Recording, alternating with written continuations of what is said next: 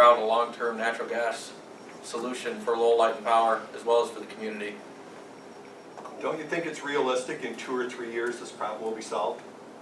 I Is it hope further so. out? I mean, I would have thought so a couple of years ago. I do have a meeting. With consumers' energy, there should be a timeline, what it should be bringing in here. I If agree. we wait until, it takes so long, we purchase these, we've been what, 5, 6, 7 years putting this together already? Yeah, since 2011, I'd say. Okay, so we're 5 years into this. If you wait till you have gas and then start this project, then we're 10 years past that before we have it. A lot of people don't understand that you spend a lot of money on combustion turbine engines. And when you don't have the gas to natural run 'em in gas the to winter. run 'em, when you really want them.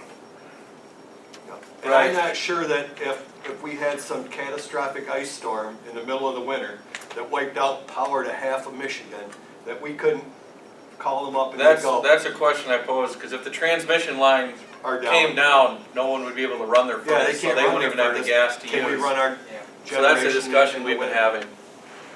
But we will get there. It's, Right. what do you do first? Anyway, sorry, I was gonna talk about that later, but All right, we you have brought a it up, motion by Terry. Terry. I'll support. Motion and support. If there's no further discussion, all those in favor signify by saying aye. Aye. Opposed? Motion carries. Performance data under informational items. Really, sales in terms of dollars and kilowatt hours is very eerily similar to last year. Total sales varied within 0.03% of last year at just under $827,000. Customers were down 6 in the residential category from last month and 2 in commercial. Again, residential sales were up just over 4%, as well as kilowatt hours used. And commercial sales were actually slightly down, just 2%.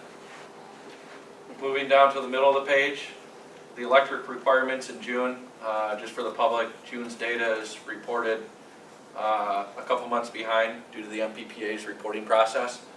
In June of 2016, Lowell Light and Power sold their most kilowatt hours ever.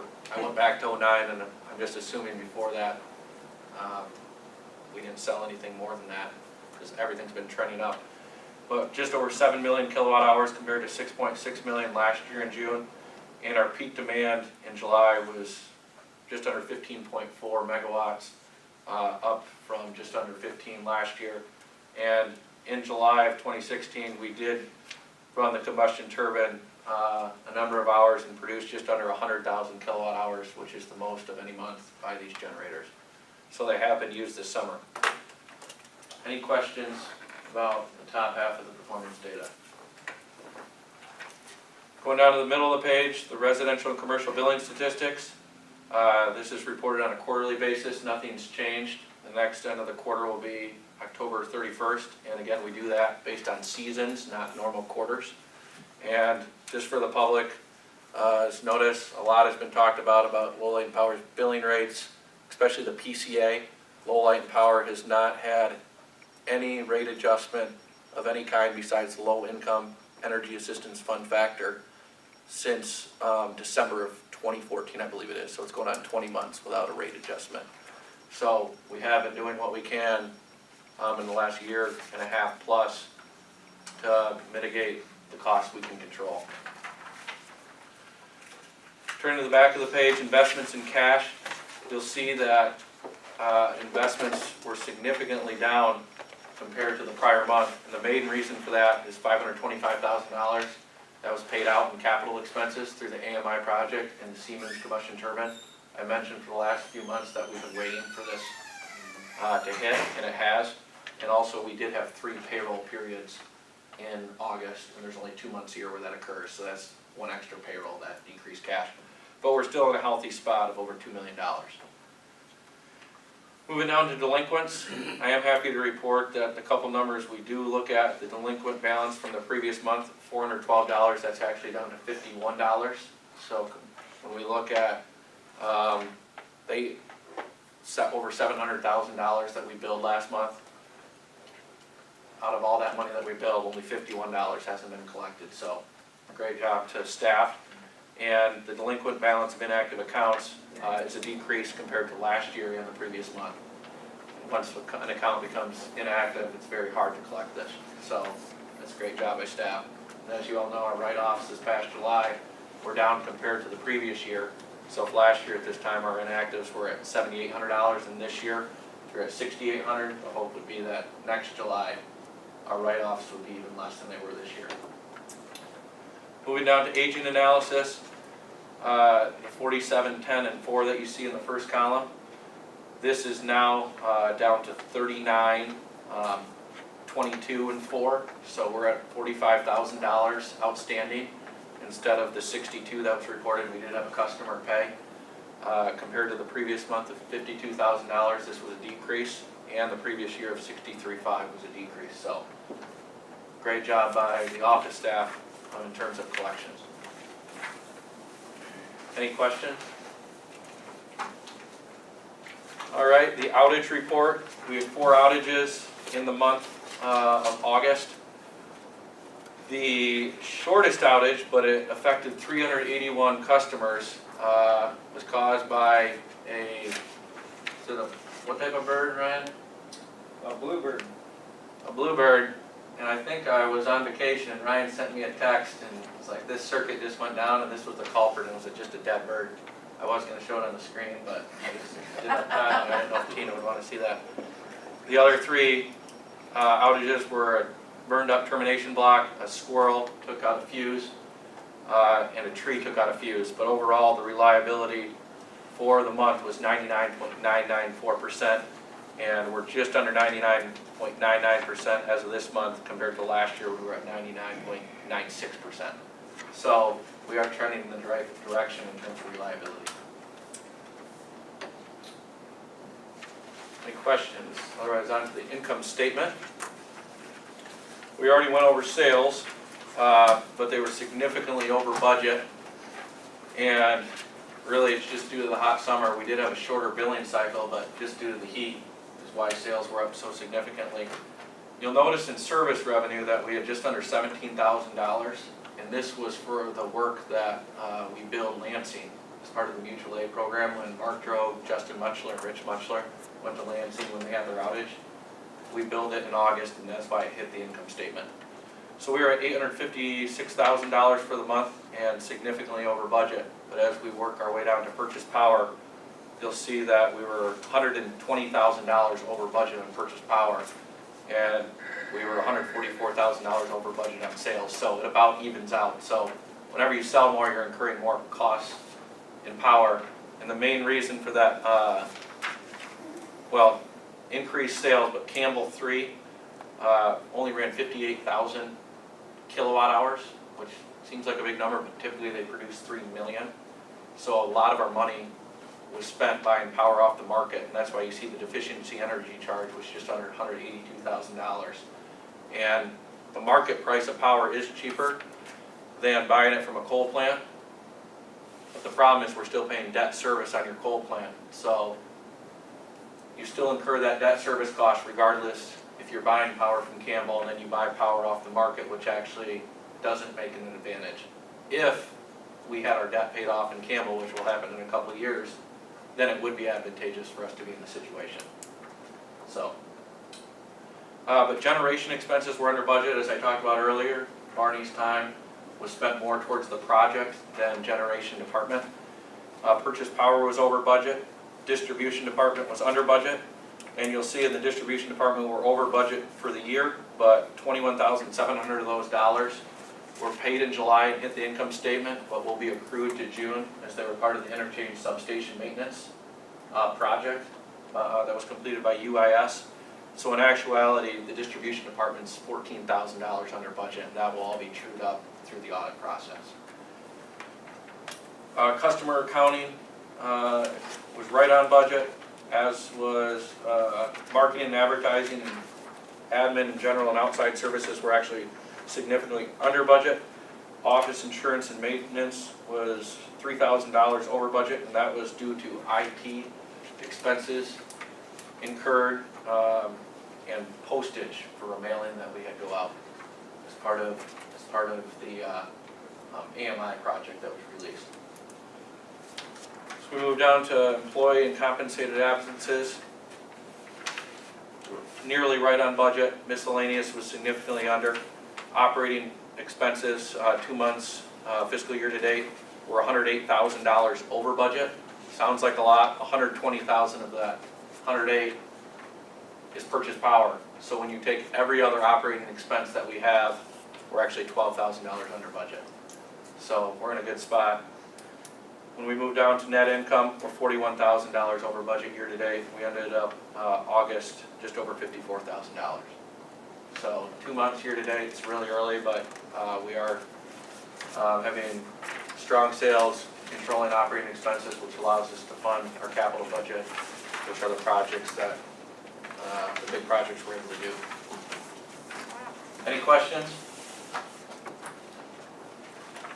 Moving on to the capital budget. I mentioned this earlier, we spent just under $525,000 in capital expenses, most of which went to the AMI project and the Siemens combustion turbine. $386,000 was spent towards the AMI project, and $129,000 was spent towards the Siemens. We had some engineering costs that came in for the first project of our 5-year plan, which is the 4160 to 12470. System upgrades, we had some SCADA expenses to the tune of $1,700, the payment on our Mack truck of $1,300, and capital equipment purchase of $3,500. So year to date, we've spent $681,000, which is significantly more than last year, but we have $704,000 remaining. And a good chunk of that is the 2016 fiscal year budget remaining. And after the audit process is completed, and the audit will take place the week of September 19th, I'll be able to determine if we did have the cash that we had budgeted for our capital projects, and if we didn't have enough cash to fund that capital budget last year, I'll reduce the carryover. I think I mentioned that in the last few months.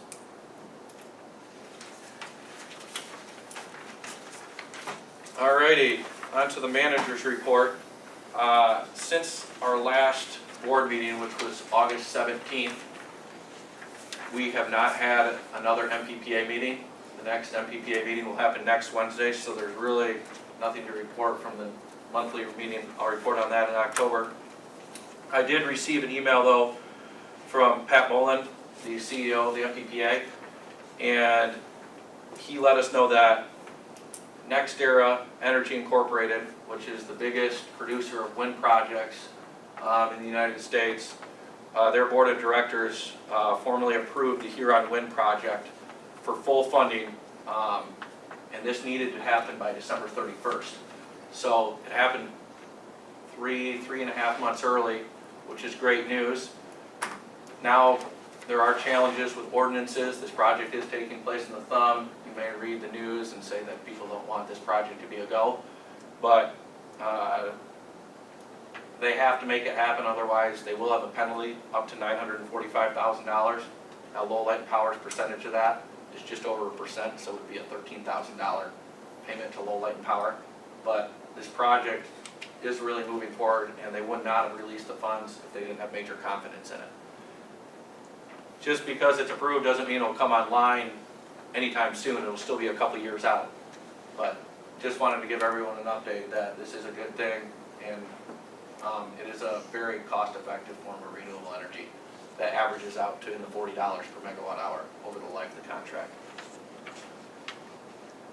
MMEA, as I mentioned last month, the fall conference takes place in Holland the 5th, the 6th, the 7th of October, with the 5th being the main day that board members, council members, and Light and Power staff have attended. I don't know if anyone has gotten with you. Tina has. If anyone else would like to attend, get with Sharon, she can sign you up. I'll let you know soon, I'm trying to confirm that. It's coming up quick. Okay, sure. And then MMEA this coming, well, next Thursday, the 15th, there will be a strategic planning session similar to that that the MPPA just had this past winter. Well, they'll do an entire SWOT analysis, strengths, weaknesses, opportunities, and threats of the organization. It'll be an all-day event. where all 41 municipal general managers are encouraged to participate, so I'll be in Lansing all day next Thursday as part of the strategic planning process. And after that process takes place and there's a final report, I'll go ahead and make that available to the board. Moving on to system generation upgrade progress. The biodigester was already discussed at length. I think we've covered this. Siemens combustion turbine, which we discussed earlier, but I'm going to let Barney really take this one away as he's been the one working on it. There has been significant progress that's been made. OnPower's been on site, and most of the work is completed. Square D has a few things left to take care of that they messed up, but they should be here next week. And I believe the plan is 2 weeks from now for OnPower to be back on site to test equipment and run the turbine, which will allow us to obtain capacity credit for the cycle that starts next June. But Barney, if you can just elaborate more on what you've been doing and what's going on. Well, OnPower was here, got here like the 23rd, and they went through a lot of systems, a lot of the stuff that I couldn't do by myself. They noticed the fuel nozzles were badly corroded. And they've done some testing and calibrating the switches and transducers and whatnot. They are not here this week. I've been with Square D, person back and forth on the switch gear. They were supposed to have built it exactly the same as the Solar, and they made some changes, so it wasn't the same. So I've been back and forth with them on the drawings and with OnPower on the drawings, and we finally had the drawings set, and now I'm waiting for a time frame when Square D would be back to do the rewiring and testing, which should be next week, and the following week then OnPower will come back, finish up a couple days, 2-3 days, and it should be running. Excellent. So that a lot of credit to Barney, just for the public to be aware. Barney, we purchased these turbines at a very low cost. Don't quote me, but between maybe $300,000 and $500,000. All in, each turbine's going to cost between 1.5 and 1.6 million. If you look at what it costs per kW to build, we're doing it roughly at 50 cents on the dollar compared to what you could get a natural gas fired turbine for on the market. And that's mainly due to Barney and his research and doing a lot of the work himself. So it's been a 5-year road to get both of them up and running, but it has been the most cost-effective way. So big kudos to Barney. Great job. Great job. Yeah. Thank you. And that also needs to be conveyed to. Our new hire, Nicole Schulte, Thank you. and Gail's coming back next week. We don't need to get all to that. When Nicole was hired, I did let her know that 20% of her time will be spent on updating our website because it needs to be much more updated. Newsletters, blogs, social media, letting the public know, the good things that Light and Power is doing. I know there's been a lot of negativity with the odor, and as there should be because it's terrible, but there are a lot of good things going on, and Nicole will be taking that front. Moving on to the 5-year plan, the material order has been made and pursuant to the action item of last month with, I think it was Resco and Thomason, so that equipment has been ordered.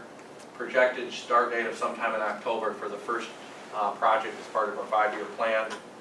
Staff in the meantime will rent a brush hog to clear brush below the line. I don't know if you want to expand on any of that, Ryan, or Well, that's all done, done? and it's all cleared out, Okay. ready for staking. All right. So we're just waiting on material for the AMI project to finish up, and then we'll start that first project. Other system projects, GRP will be on site actually tomorrow at 7:30 a.m. Ryan and I are meeting with them. They plan to finish the SCADA system.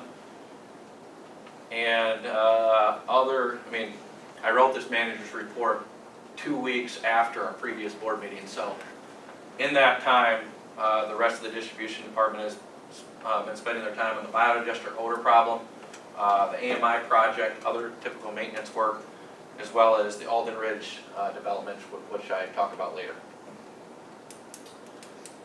Any questions thus far? Low light and power long-term natural gas supply. We talked about this a little bit earlier, but I do have a meeting with Pat Bolin next Wednesday morning before the MPPA meeting in Lansing, as well as Greg Pierce. Greg called me earlier this week. He got a call from DT Energy. The pipeline that runs from Niles to Dependable, DTE is potentially making it for sale for possibly as low as $1 million, which is a lot of money. But this pipeline could be used to transport enough gas to Lowell for what we need, as well as allow Lowell Light and Power to potentially be a gas provider. Just heard about this meeting, that we were gonna have it yesterday. I don't know many more details than that. But next Wednesday, we'll be having a meeting with Greg and Pat to discuss the condition of the pipeline, what opportunities it could present Lowell Light and Power.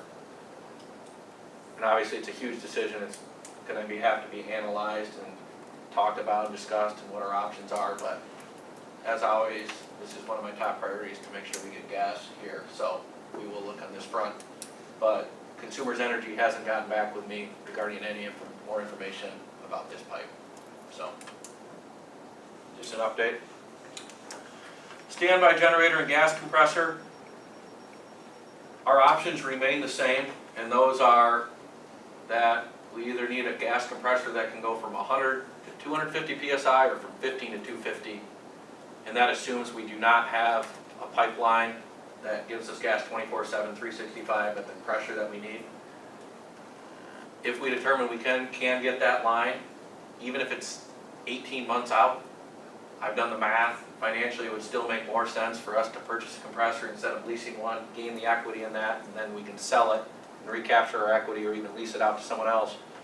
But I don't believe we can make that decision until we decide whether we need to extend our line or not, and I'm waiting for more information from Consumers Energy. So hopefully in the next couple months we'll have more information and then we can pursue a compressor. Regarding the standby generator though, that can be purchased at any time, and I do feel the 350 kW would be the route to go compared to the 150. It's not significantly more money, and it would allow us to potentially install a transfer switch at the high school and use the high school as an emergency facility or a Red Cross facility in the event that there were ever to be a natural disaster in Lowell, God forbid. I did talk with Greg Pratt, and he was very interested in this, and we do plan to sit down and talk about this. I don't think we need to pull the trigger on the standby generator right now, as September 30th is quickly approaching. And if we don't have a transfer switch at the high school yet, just considering the time value of money and cash flow, it's just better to keep money in your hand than paying for something that you can't use. I think April should be a target, so if there were to be a natural disaster next year, we'd have that standby generator on site to black start our combustion turbines. But I think April should be the goal, but I do plan to sit down with Greg Pratt before the end of this year so we can have that discussion. I know you talked about this a lot, Perry. Do you have any thoughts or? Well, when we talk to Greg, I guess I'd like to see if they're interested in two sites, say the middle school and the high school, meaning that, you know, again, God forbid that we have some catastrophic event, but in case, you know, you can never guess or you can never determine where that catastrophic event's gonna be. If it hit the high school, then yeah, it doesn't do any good. Right, and so again, if you had, you know, Right. two sites that you can literally just, truck the generator over to that facility, plug, flip a switch, and be able to have, so again, Just so the public knows, this is a portable diesel standby generator that would allow us to black start our combustion turbines in the event that there was a total power loss in Lowell. Those turbines do need a way to gain power, and you would have to use a standby generator for roughly a half an hour, where we'd then be able to transport the standby generator to some other location. Yeah. And Perry, for at least probably a couple of years now, has always thought coordinating with the school for some sort of off-site Red Cross station. And I did look, this high school's average peak for the last year is 507 kW. So a 350 kW unit could supply 70% of their peak. But in the event of a Red Cross or like a natural disaster, chances are you're not gonna be running your air and a lot of the things that do create that peak. So I do feel that a 350 kW generator would at least cover the basics in such an event. Just so you guys know, we have looked at that. Thank you.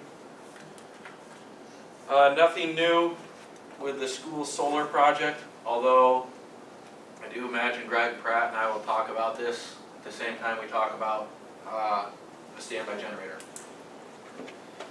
The AMI project installation started Tuesday morning, and in my opinion, have been going great. We have had almost 600 installations that have taken place. We've had 4 teams of 2 out today and yesterday. We had 3 teams of 2 out on Tuesday. Justin and Rich were at Lyman School. We've been following the process that we said we were going to. We've been taking a picture at every location of the old meter with the final read, the new meter, and it shows both meter numbers as well as a tag with the address written on it. We're knocking on all doors where there will be an outage. We also hang that tag on the door where people can find out more information. We did have 80 meters, which represents 70 some odd people. There's some people with more than one account, opt out. This is more than we had hoped. Just around 3% of the population, but it still means that there's 2,620 some odd meters that we won't have to read. And the plan will be to use Nancy Roth, who is our current meter reader, to read these meters once a month, and she's very quick, as Mark Drove can attest to, because he's working with her. But really, it's exciting. All the 560 meters have reported into our software, and the application, the SUS application, I got word is finished, and they wanted to have a meeting next week. The second phase of that application was the multi-speak real-time outage information. I said, go ahead and do that now so that when we do release the app and the platform in the weeks after the installations are complete, everything will be done. So that still is on track to come out in October, and we'll definitely need marketing material and something to get the public's attention that there is a new way to pay, new way to monitor energy usage, view energy efficiency tips, view outages in real time, get e-bills, get email and text alerts, a lot of cool things. So everything is on track. I know that you tried to reach out several times to the lady that wrote the letter to the editor about the AMI. Did you ever get any response back? No, and the voicemail was very odd, and like I didn't seem, so I don't know if it's an accurate number or not, but I did try to reach out. You know, but I think the board all along has felt we need to respect people's concerns, and if they feel strongly about something, we can't be overbearing to that, and so people have the right to opt out, although we've presented them with the data and the research that we found, and that's been presented to us from very credible sources, showing that they're safe, secure, and fine. But anyway, just wanted to give you an update on how that's going. So we plan to be installing for the next couple weeks unless we finish earlier. And there's no problem with people opting in later, right? We'll be happy if they want to opt in. Yes.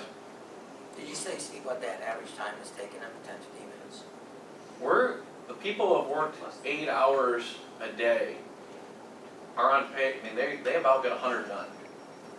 I saw Nancy running from So- the house to the vehicle. I saw them one time. driving away from my house Here's when they drove fast and they did it, so, I mean, I don't think they stopped. I know, like Ryan, I can't believe we're not doing going faster. We have so many left to do. But if you just do how many meters somebody installed divided by how many hours they get out there, it's coming out to 12 an hour. So it's How does that compare on your outage chart then? Are you counting those as outages, so those 8, 10, 15 the actual minutes as a whole? installation is such a. Like 15 seconds. Yeah, but overall, you do that all over, you know. We're gonna so you got have 8 hours of 2,000 outage. outages next month. Exactly, yes.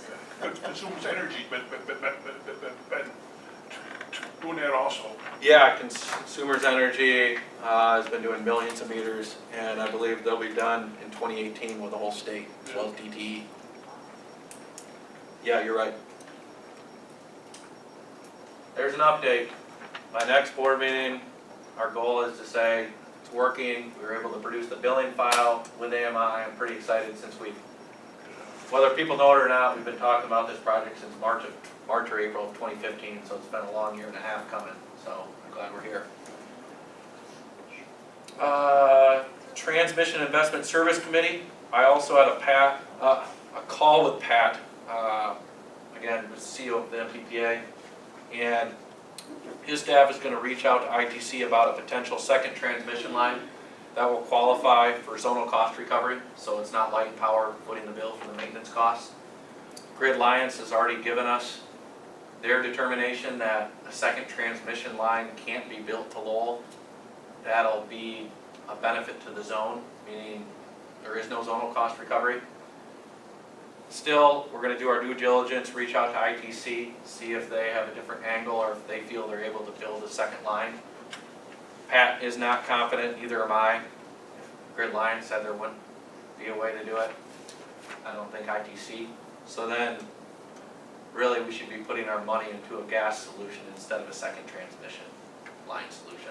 I mean, if we have enough gas here 24/7, 365, and the one transmission line we have goes down, we can support the town anyway. We wouldn't need the second transmission line, if that makes sense. So I'll let you guys know the result of that ITC determination. Fiber to the home, nothing new at this time. Fiber extension to city facilities as part of the citywide voice over IP phone system project. Just for the public to know, Lowell Light and Power has a fiber loop that connects the substation over on Bose, runs down Bose to Hudson, to this building, over to our Chatham facility where we have our generators connected. A voice over IP phone system would allow the city and all city facilities to have our own equipment, so we would not be paying writing monthly checks to AT&T.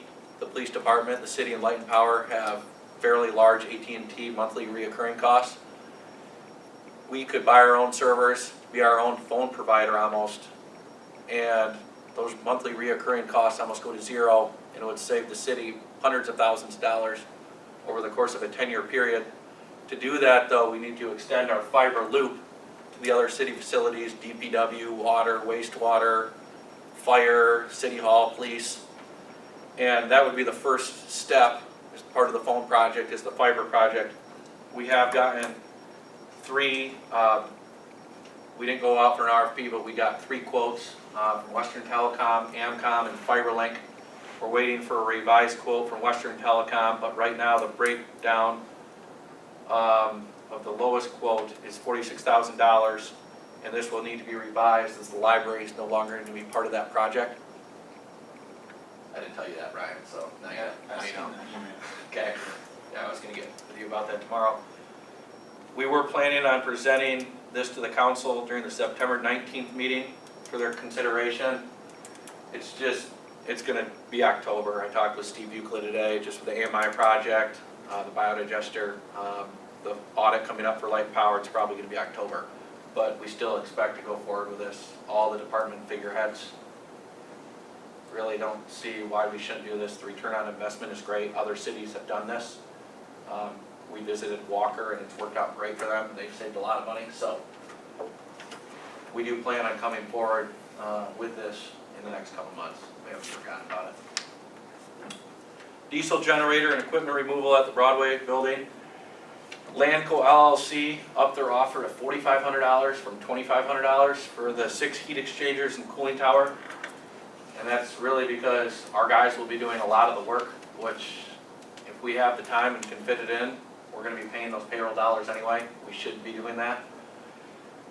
But we were approached by another party that claims to be interested in the generators. We've heard that many times since I've been here. Still, I don't feel we should sell auxiliary equipment. If they wanted to pull the trigger and say, hey, well, we needed this equipment with the generators. Until we hear back from them, we're not going to make a decision of whether or not we're going to sell the equipment to Landco. If it's a no with them, we're going to go ahead and get it out of there, especially considering the cooling tower is that huge box-like unit in the back of our building that's just an eyesore. And that whole back area, oh, I don't wanna put Ryan in a timeline, but within the next year it's gonna be cleaned up. So it's gonna look sharp back there, all that stuff's gonna be cleaned up. So there's an update on that. The Line Shack, I did reach out to the Realtor, letting him know that the board would prefer leasing the Line Shack building than selling. But if, we did have one board member who was okay with selling, they thought their party would be interested in at least pursuing this option further, and they told me they would get in touch with me after they talked with their party. I have not heard back from them. I called them a couple weeks ago. I plan on following up if I don't hear anything in a couple weeks. So just wanted to keep you up to date with that. Some very good news about the transformer fire insurance claim. And really, all the credit goes to Ryan on this one, because he handled the whole process, which was a major pain, but it was worth it because the transformer that burned up, which cost $23,595, was determined that it wasn't our fault, and we got one for free. So, came back completely good news. We do have that we ordered one as a replacement, because we took the one from the DPW, put it there. We immediately ordered one, so we have one in spare. I held off on paying that invoice, because I was like, hey, I'm not gonna pay it until we get a determination, and they issued us a full credit memo for that invoice. So the $23,595, we don't have to pay. So it was unfortunate, that was a major outage, and it'll affect our statistics, but it is nice that this expensive unit isn't on us, it was on Solomon. And they gave us a 3-year warranty for the transformer that we have as a replacement as well. So, Ryan, Thank thanks. you. Yep. Great job. Last item, Alden Ridge Housing Development, here in the south end of town. We did perform underground conduit work, and I believe we have something just to tweak here in the next week or so, just with the installation, but that work was completed by Justin Mutchler, and it was a great learning experience for him, and Mark said he overall did a great job. And we'll be pulling wire and taking care of other miscellaneous things that we're responsible for in the coming months. So that's exciting news, more residential customers and increased usage and sales to spread our overhead costs over. August payables are for your review here.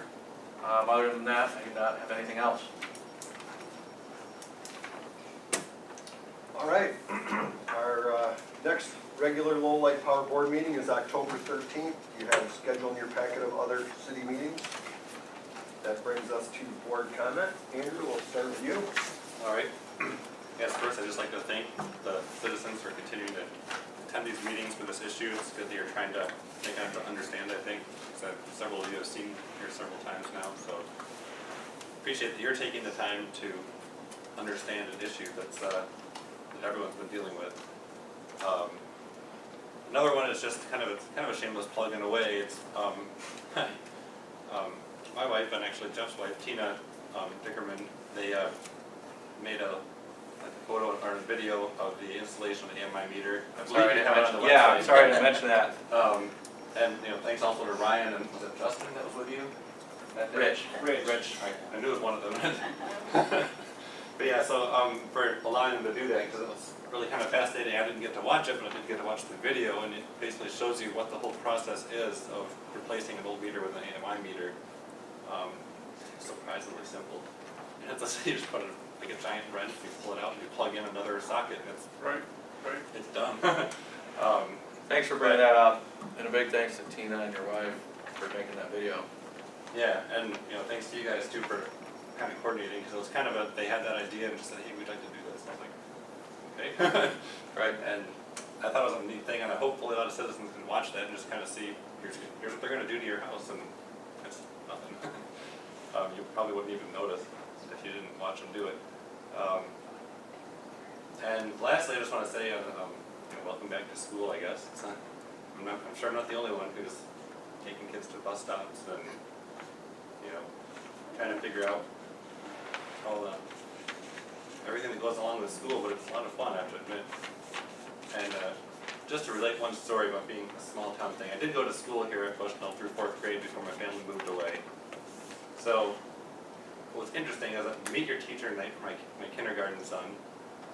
They provided, the teacher found in the cabinet a bunch of old pencils, put them out for us to use to fill out forms. The pencil said, "Your pencil from Mrs. Bird, who was my kindergarten teacher at Bushnell." I thought, how cool is that? You know, that I'm still just amazed at kind of the coincidence of it all. That you know, my teacher's pencils are there for my son's kindergarten class. But one of the fun things, I guess, about staying in a community or coming back to a community that you grew up in, and I'm sure you guys have had lots, those of you who've been here a long time have had similar things go on, but just a fun story, so I thought I'd end up with that. Harry? I want to go back, because when you're saying that about the thing, I did have a question. With it, said that, with the exception of those who have opted out or A-bottom services. I thought, so enlighten me, because I thought that there was an adapter for the A-bottom services that, is that not? No, the way we finalized it, we're going to each A-bottom service to inspect the condition, because some, even with an adapter, it's just so old and decrepit that we're not gonna take the chance. And I talked to Mark Drogue, he felt that he would like 2 actual linemen or a lineman and an apprentice on site rather than a lineman and like Sharon, for example, or Megan or Nancy to be there for that transition.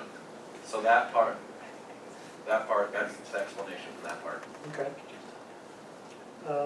With that, again, I've been appointed to the Arbor Board to represent Lowell Light and Power, and they did not meet in August. Their meeting will be September 12th, I believe, and I will be attending that.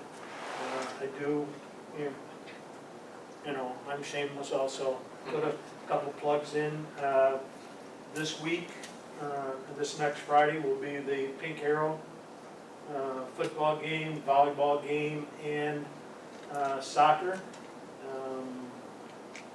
Again, we'll be gearing up for that. I want to thank the staff, Lowell Light and Power, for helping getting the banners on Main Street. Want to thank some of them in advance that'll be driving golf carts. Again, because of this game, we have a lot of people disabled, and we need to be able to transport a lot of people around. So again, thank you. Fallsburg Fall Festival is next weekend also, along with the Alto Festival is next weekend. So it'll be a busy weekend, the 16th, 17th, and 18th. So with that, that's all I have. Tina? Well, let's see, Perry took away my pink arrow for the 16th, there we go. Fallsburg Festival, which is the 17th and 18th, that's also off the list, thank you, Perry. The one thing though that you, that I need to shamelessly put a plug in is that the same weekend as the Fallsburg Festival, in the same park in the village for the Fallsburg Historical Society, they're having booths there, and they're also, we've gotten a nod from the Arts Council to be a part of that too. So while you're at the Fall Festival and you want to, on your way home or before you even hit it, to come to my booth at the Lowell Historical booth, get your apple dumplings, on the way home, go ahead and swing by the village and check out their displays and what they have going on there too. So please, you know, make the round trip to cross McPherson Bridge and go on into the village. We would love to see you. Other than that, I'm certainly in awe of all the work that Barney's done. I had no idea that when I walked in and saw all this Battleship Gray, that that's exactly what I called it. He, you had got, I asked him, I says, where do you get trained to do what you do? And he says, I was in the service for many years. And that goes, you know, that understandable is why everything is painted battleship gray and the place is sparkling clean. That floor was great. And then I looked in that little cubby hole where there's a chair with about 1 million wires coming in, and I just looked at that and I says, what is that? And that's where you will sit and rewire these and read how you know what you do and how you do it. I walked away and my husband is angry that I didn't take him with me. So I got to bring David with me and so that he could see what you're doing over there, because if I was speechless. I was trying to explain it to David what you did too. The staff here is fabulous, and I'm so proud of Lola and Power. Thank you for saving us on that $23,000 situation, and with your expertise, you let them know it wasn't our fault. So thank you.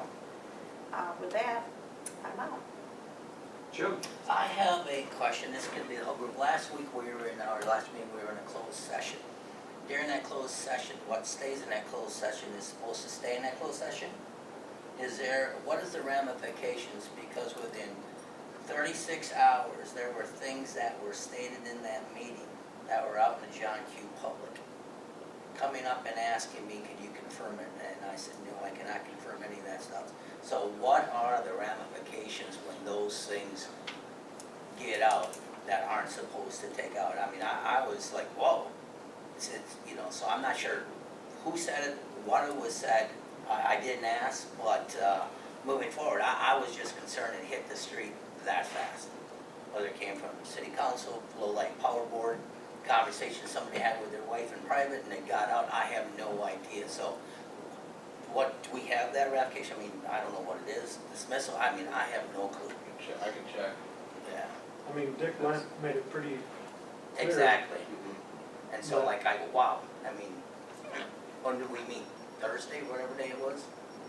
A Wednesday night. Wednesday, yeah, and then Friday morning, I'm getting coffee and somebody's asking me, I go, wow, that was pretty quick, so. I'll find that answer out, a formal technical legal answer. Yeah, Probably in the charter. yeah. Other than that, I just want to thank whatever everybody do. I did see my State law. microwave was flashing, so I knew my meter had been changed, but that's the only reason. But yeah, it seems to be working well, so thanks. That's it. All right. Alan, any comments from the council?